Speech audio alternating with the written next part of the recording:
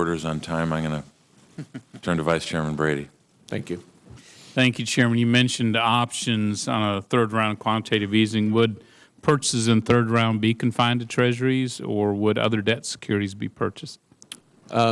We have obviously made no decisions. The law permits us to purchase Treasuries and government agency securities, and those are the securities that we have purchased in the past, and I wouldn't want to take anything off the table at this juncture.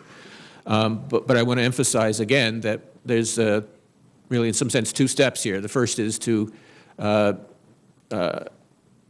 determine whether we think that growth will be adequate to lead to further improvement in employment. And I think at the same time, of course, we'll be assessing the price stability mandate and the outlook for inflation.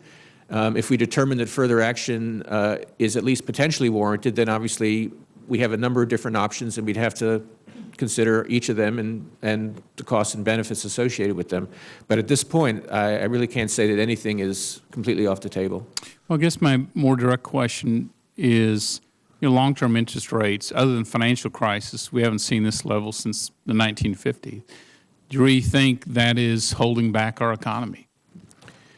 Well, the question is, if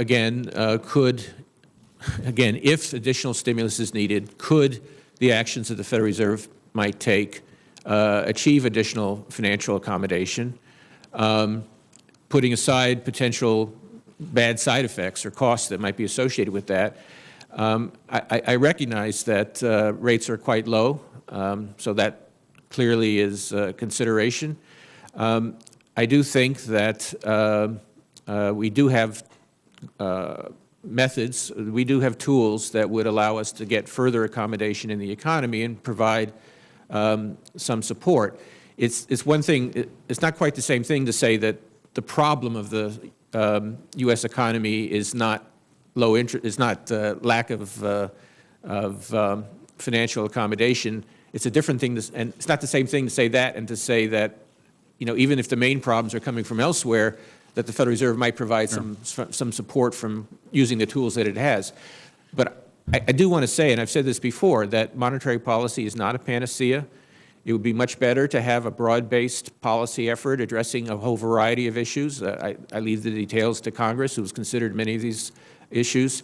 So I'd be much more comfortable if, in fact, Congress would take some of this burden from us and address those issues. Well, I think that's the point I'd like to make. My belief is I wish you would take a third round of quantitative easing off the table. I wish you would look the market in the eye and say the Fed has done all it can, perhaps too much. And I wish you'd look this President and Congress in the eye and say it is time to do your job. Get your tax policy right, get your financial house in order, rebalance your regulation so that you're encouraging job creation, and mitigate the uncertainty and concern over the President's new health care law.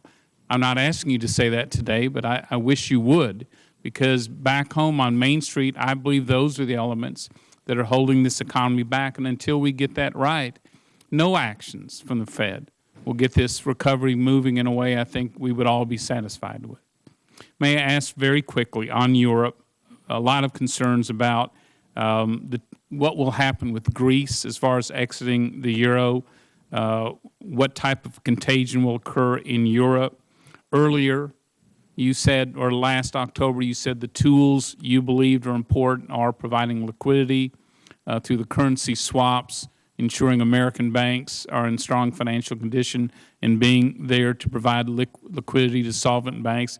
Are there any other tools than that that you're considering should that contagion reach us from Europe?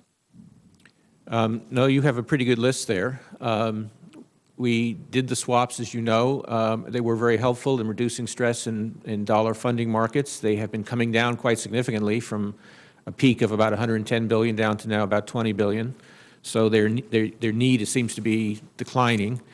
I would like to emphasize that on the banking side, we have worked really hard to try to make sure the banks and the financial system would be resilient to shocks coming from across the Atlantic, including our stress tests, which have shown very strong capital positions and liquidity positions. Our reviews, our ongoing reviews of exposures of banks to Europe. So we are taking steps to try to make sure that we're as well prepared as possible in the financial system.